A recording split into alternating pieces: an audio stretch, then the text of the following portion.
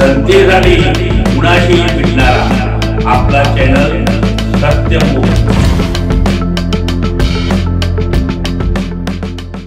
कोल्हापूर येथील सौ ज्योती सामाजिक संस्था महाराष्ट्र यांच्या वतीने नुकताच सतीश महादेव वडणगेकर यांना प्रतिष्ठेचा राष्ट्रीय भारत भूषण पुरस्कार 2025 जाहीर झाला। या गौरवपूर्ण सोहळ्यानिमित्त सुकृत योगा फाउंडेशन कोल्हापूर यांच्या वतीने महावीर गार्डन येथे वडणगेकर यांचा सत्कार समारंभ मोठ्या उत्साहात पार पडला।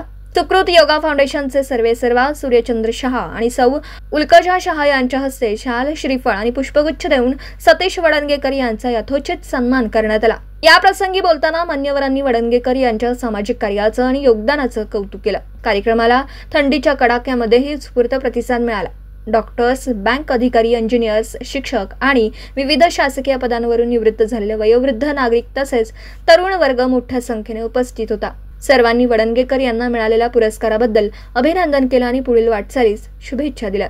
हा सत्कार सोहळा सुकृत योगा फाउंडेशनच्या कौटुंबिक आणि उत्साही वातावरणात अविस्मरणीय ठरला।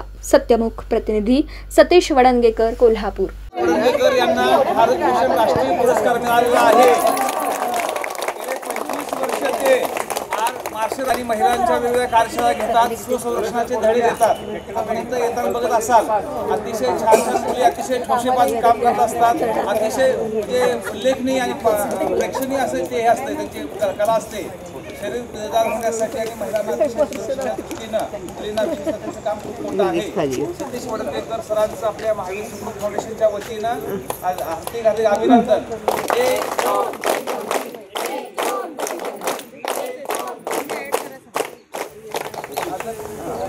आपल्याला राष्ट्रीय भूषण पुरस्काराबद्दल आमच्या सर्वांच्या वतीने सतीशचं काम आम्ही बघतच असतो। गेले 25 वर्ष जवळजवळ बऱ्याच मुलांना मुलींना केलेले आहे।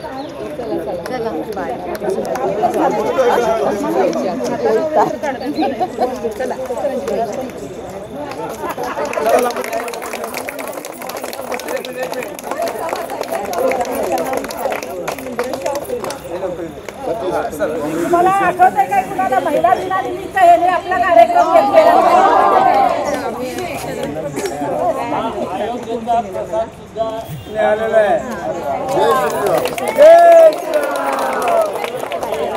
जनतेसाठी कुणाशीही भेटणारा आपला सत्यमुख। लाईक करा, शेअर करा आणि बेल आयकॉन ऑन करा। मित्रांनो, विसरू नका।